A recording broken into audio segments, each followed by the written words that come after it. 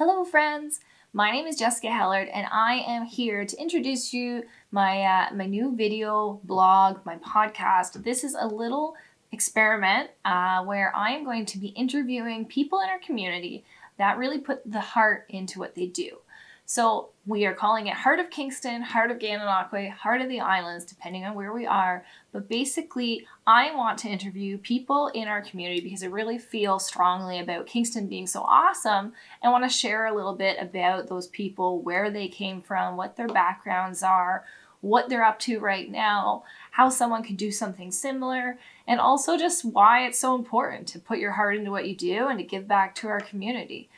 So I'm very excited about this. I've actually filmed quite a few episodes, but then we got hit with this pandemic. So some of the stuff that we were going to promote actually got canceled. So I've been trying to figure out what to do in the meantime. And I've decided that I'm going to go ahead and I'm going to start posting things with the concept of this is what it was. This is what these people do. They're passionate about it. Of course, our whole community has kind of been hit hard by this, but we're staying together. We're staying strong. And I think by sharing their stories, we're still going to be able to give value to those things that they were working hard on. But also throughout the year, once things get a little bit more back to normal, I'll be touring around, seeing the actual businesses. I mean, now we might be doing some podcasts and videos just over Zoom or something like that. But originally the whole idea was to go to the business and show what the actual place is like, kind of show off some of the stuff they're working on, to introduce you to what is out there and what they're up to. I've had a chance to talk to some amazing people already, and I literally have a list of people that it has no shortage. I think I could do an episode every day of the year if I had the time for that. But really what I'm going to try and do is keep it to shorter, I guess, segments. This is something that I'm passionate about, sharing people's stories. I think, like I said, I think there's something special about our city and our community and the fact that these people are putting more of themselves into their community than I think I've ever come across in any city before. And I might be a bit biased just because I love our city so much, but I think that's something really valuable that I've always wanted to feature. I'm going to do a couple of the questions that I'm going to be asking people so that you have an idea of what this is going to be about. I'm going to turn the questions on myself. I'm going to interview myself. So it might not kind of flow as much as we try and get that conversation going when I'm able to actually interview some awesome people. Go and follow those businesses, those people, take from it what you can and put some of yourself out there in the community, even in some small parts. And the other thing that I really would love to have you guys do is to send me nominations of people that you think would be a great fit to be interviewed and to have their story go and be shared with our community. I'm looking again for people that have that put their heart into what they do. So that doesn't mean that they have to have this massive business that's doing really well. I mean, I'd love to interview nurses, your favorite dentist, dental hygienist. These people, whoever they are, whatever they do, in whatever capacity they do, they are doing the best that they can to make other people's days better. And I think that is something that in our day and age is harder to do as we kind of go through our lives. A lot of us are very stressed. And so I think it really means a lot when these people just try and put a smile on your face or do things a little bit differently. But of course, I will be featuring some businesses that put a lot into the community, whether that's with volunteer work or giving back. Hi, kitty. I swear, these cats, they just know when I'm going to film. So they're always going to be in these little filming segments. But that's me. I love cats. I love all animals, actually. So sorry, it's just still kind of hilarious. Anyways, it's perfect. I actually am going to be interviewing people that work with animals. Like I said, people that work with food bank, people that do conservation, people that give back to different rights movements, different advocacy, and really just show that they care. So nominate people. If you think you know someone, and I think we all know someone. We all know someone that we admire, that we see them giving back time and time again when they don't have to. This isn't for monetary gain. This isn't for advertising. This is people that go a little bit above and beyond. And you wouldn't even know half of what they do. So I really want to share those people's stories. So tell me, send you those information in. If you have an important story that you want to share, maybe you've started a business and you've had some struggles along the way and you feel like you want to give some advice to someone else starting a business, I think that would be very wonderful to hear as well. We've got such a great community for supporting small business, our local makers, our artists. We really feel that strong local connection. And I think a lot of people have a lot of talent in Kingston. And so, sharing how people got started, there is so much to go around. We can all share our talents and be successful with that. So if there are wise words that you might have for someone else, we'd love to hear them and hear what you struggled with, because I think, we all struggle, whether, like I said, we started a business and we struggled, or even in our jobs we struggle. So we want to hear how people got around those struggles and what they do in their daily life to succeed and keep that positive attitude where they're able to put their heart into what they do. So I'm going to go through these questions and we're going to get to the heart of it. Okay, so one of the things that I usually want to ask is, what are you passionate about right now? So I think a lot of people, they take on a thing and they fundraise for it, they push it forward, they spread awareness about it, and so I really want to dig into what these people are working on. Or maybe they started one business and it's successful, or they work at one thing, but they're actually working on something else, or something specific within that. So what I'm passionate about right now is this. I really want to share the best of our community with the world. This is not something where I think the whole world will be interested. I think it's more just for our community that I'm really passionate about. I actually, as I travel around to different conferences, because I do real estate, I meet realtors from all over, and we definitely talk about our communities and our market. And I always say there's something magical about Kingston, because I'm not from Kingston originally. I was actually from Newmarket, Ontario, which now everyone knows what that is, but when I grew up there, it was nothing. And I wouldn't have stayed there. I just found that every time I visited Kingston, it blew me away. The people were so nice. There's so much to do. I'm, a huge lake person, and not only are there a million cottages north of Kingston and area, but Lake Ontario, being right on the lake. I mean, I drive to the lake almost every day just to catch a breath, and that's my favorite thing in the world to do. So, I'm a little biased, let's just say that. But I do think there is a magical thing about Kingston, so I do explain that to a lot of people around the world. So I guess I've already talked a little bit about my background story, but what led me to this point? I have come from a family that's not super, they're not entrepreneurial. They're very quiet, but full of talent and love. My mom was a vet tech. So I understand that world. Grew up locking my sister and I into kennels and pretending we were dogs. And I mean, there's nothing more fun than to wrap around us and pretend we have broken arms and things like that. We definitely wasted a lot of medical supplies back in the day. And my dad was an electrician working at FM Foods, which basically makes Mars bars, Snicker bars, and M&Ms and things like that. So not super relevant to where I ended up. Now, he was always very tech interested and very social in a lot of ways. So I think those two parts of things have really shaped who I am. I think that the animal loving part for sure was ingrained in me at a young age. And then loving, technology. And, I learned how to code at like 9 years old, and computers were still in DOS. So I am extremely grateful for that as we've come to a very digital age. So I grew up in Newmarket, but came to Kingston. I went to Queen's. But while I was actually in university and taking economics, I started to get really interested in real estate investing. And I found the only way to actually find out more about real estate investing was to take the real estate courses.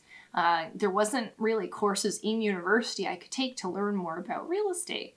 So I actually took those courses during my university year, and then I became licensed and at a very young age, and I did what I would call street tuition or street experience to learn how to grow a business. And it wasn't successful for a long time. I've tried a lot of things. I've gone up and down with it, putting money into one thing, having it not work out, having to work other jobs to regain things. But I guess I always had that mindset that I could make it work. I just got into it because I really felt like I could bring a lot more integrity and, tech use to the market, to the industry, and really serve clients well with those skills.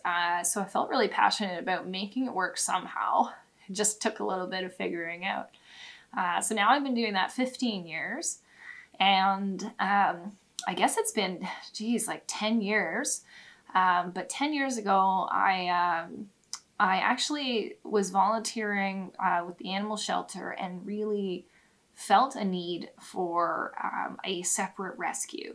So I started an animal rescue in 2010, and I knew that was a crazy idea. I knew it was going to take a lot of time, it was going to take a lot of effort, and I just kept thinking, okay, well, I'll just find out a bit more about it, and if it's not something that's feasible, I just won't do it. Because I knew that it would make my business take a setback, but I really felt such a strong calling to make that work. So I tried to find people, and I tried to find funding, and everything just fell into place.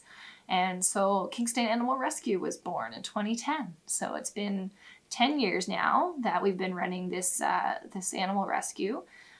Fully registered charity, doing quite well now, and we couldn't be more proud of everything that we've put into it. Again, a whole learning experience, and there's definitely a balance of time with volunteer work and with a business. So I can understand that for sure. And one of the things that more recently happened to me that kind of changed my life is I had my son, and that's a big life change for everyone who has a kid. There's no way to plan for it, and anything you think it's gonna go out the window. They all say that, and they're all right. So my son was born with special needs, so he's actually 1 in a billion. Because, well, I don't know how many billions of people are in the world, but they only know of, I think, under 3 kids, maybe 4 kids that have the same genetic issue that Lachlan has. So there's no name for it yet. Our geneticist is going to be publishing information about it to make that known, so I'm sure we'll find out more. But we're literally dealing with a 1 in a billion. No, there's no path laid out for that. There's no information that we can find out about what's going to happen with him, where we're going, the issues we're going to face. So that opened up a whole other thing where I started to become extremely passionate about finding the right things for him, and also for supporting other kids that go through challenges like his.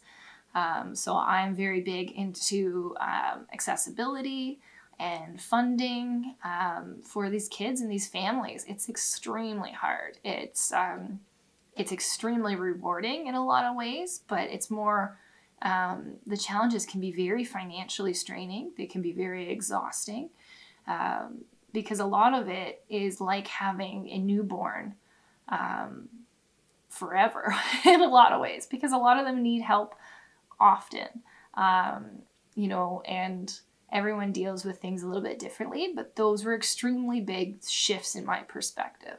And I'm still passionate about each and every one of those things that I've taken on, and about our community. But that's a little bit about my background and how I ended up here helping as many people as I can. I think when you have a story like that, or a story or any trauma or any sort of thing that you've gone through, there's the people that just have to deal with it in their own way, and I completely respect that. But for me and a couple other people I know, it's extremely something that, I don't know, there's just something very compelling about telling your story to people and hoping that they can learn from it too.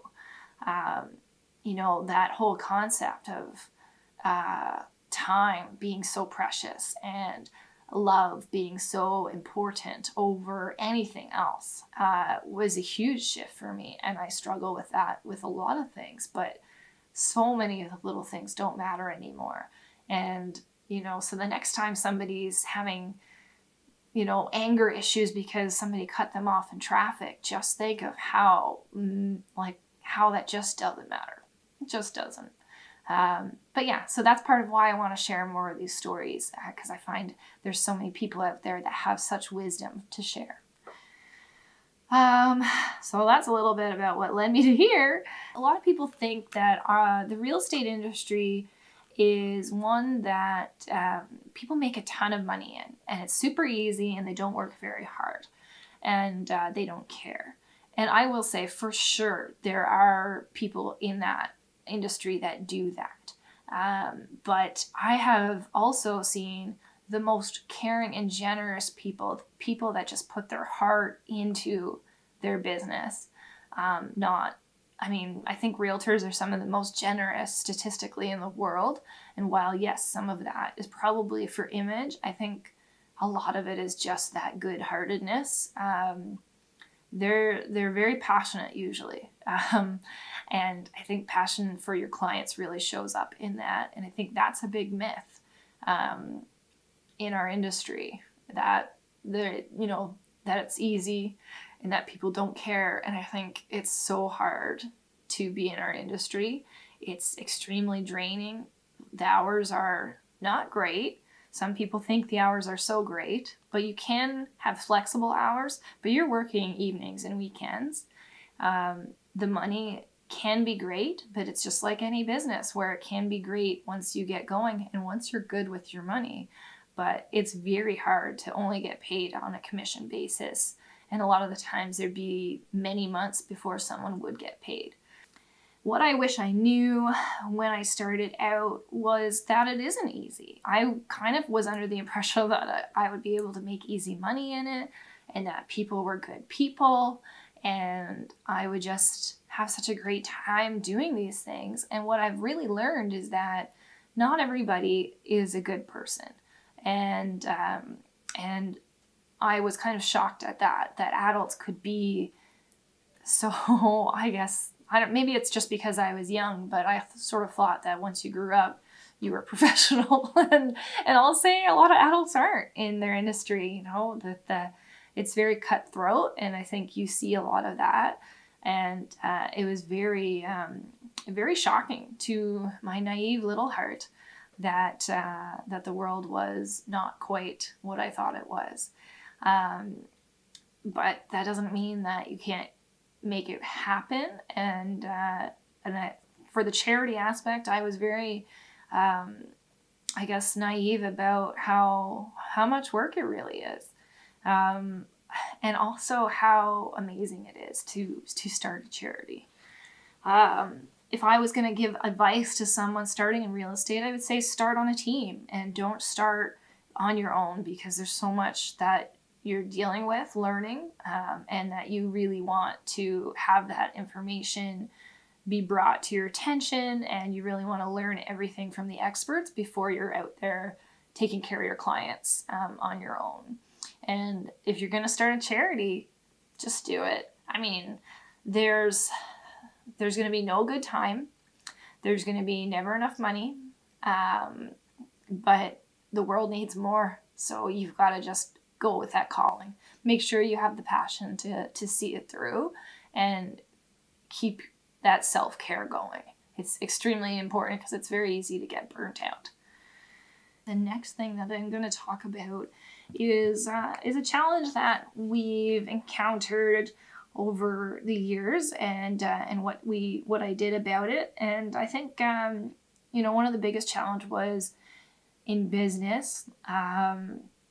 It's very hard to make money and know when to spend it. So I would make sure someone learns about finances and learns about budgeting and how important that is before they get into starting a business. Finances are the number one thing that probably ruins a business. And you can have a lot of income coming in, but if you're spending more than that, you're going to be in trouble. What I really think is so special about our community is that heart. Somebody starts a business, everyone wants to support it. Somebody, becomes a musician out of nowhere. Everyone wants to support that. We're extremely passionate about the people in our community, and I think you can see that when there's an event going on or through social media. But it's just amazing. I don't know. And I think really that the biggest part about putting your heart into what you do is to find something that you have passion about that you almost can't ignore. Everyone has something like that. If you just open yourself up to it, the more that you put yourself out there and try different things, the more likely you're going to find what you really have a heart for. And the people in our community that put their heart into it are what drive us forward. It is what gets us through times like this. It's what gets us through, tough economy times, tough health times. It's what gets us through crazy weather. It could be, we had so many things. Kingston has been around a while, and it is here to stay, and it is our community that drives it. But yeah, that is all I'm going to talk about myself and our community. I'm sure you'll hear more about my adventures through our future interviews. And like I said, send me anyone that you think would be a good match for this show, and follow along. Share the message with people that you think would be interested. I'm not doing this for any other reason other than that I just want to, share those people's amazing accomplishments and encourage more people to do the same, and to really put themselves into a position where they're making our community better. And I just want to feature it. So you can always subscribe or follow along, and we'll make sure you can stay tuned into any of the new things coming up. And